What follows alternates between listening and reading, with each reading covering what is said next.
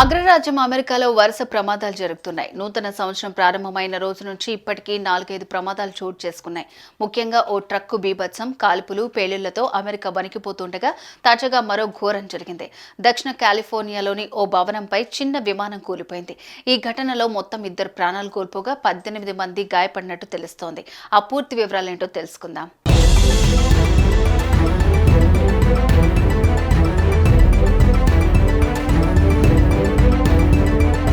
నూతన సంవత్సరం అగ్రరాజ్యం అమెరికాకు ఏమాత్రం కలిసొచ్చినట్లు కనిపించట్లేదు.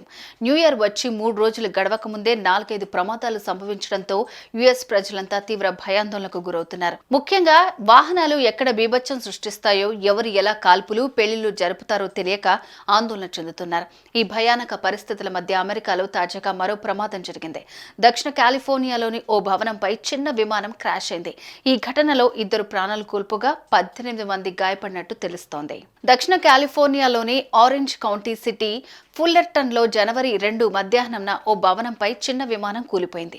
ఓ ఇంజిన్, 4 సీట్లు మాత్రమే కలిగిన ఈ విమానం టేకాఫ్ అయిన 1 నిమిషానికే కూలిపోయింది. దీంతో పెద్ద ఎత్తున మంటలు చెలరేగాయి.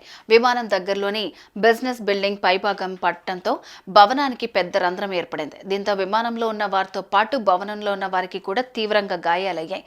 మొత్తంగా ఈ ఘటన వల్ల 2 ప్రాణాలు కోల్పోగా 18 మంది గాయపడ్డారు.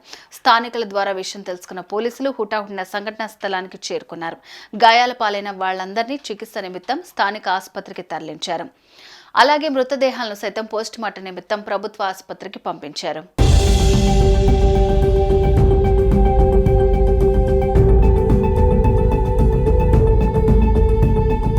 ప్రమాదం జరిగిన ప్రాంతంలో పక్క భవనాల వ్యాపారులను ఇళ్లకు పంపించారు. ఆపై ప్రమాదం ఎలా జరిగిందో తెలుసుకునే ప్రయత్నం చేశారు.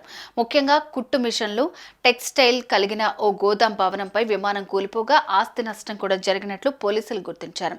ఆసుపత్రికి తరలించిన వారిలో 8 మందికి స్వల్ప గాయాలు కావడంతో చికిత్స నిమిత్తం వారి ఇళ్లకు వెళ్లిపోయినట్టు పోలీసులు తెలిపారు.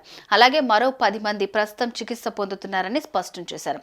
అలాగే మరణించిన వాళ్లు విమానంలో ఉన్నవారా లేక భవనంలో ఉన్నవారా అనేది ఇంకా తెలియలేదని, పూర్తి విచారణ తర్వాతే అన్ని విషయాలు వెల్లడిస్తామన్నారు. ఈ ప్రమాదాన్ని నేరుగా చూసిన వాళ్లు విమానం కూలిపోవటానికి ముందే అందులో నుంచి పెద్ద ఎత్తున పొగలు, నిప్పులు వచ్చాయని చెప్తున్నారు.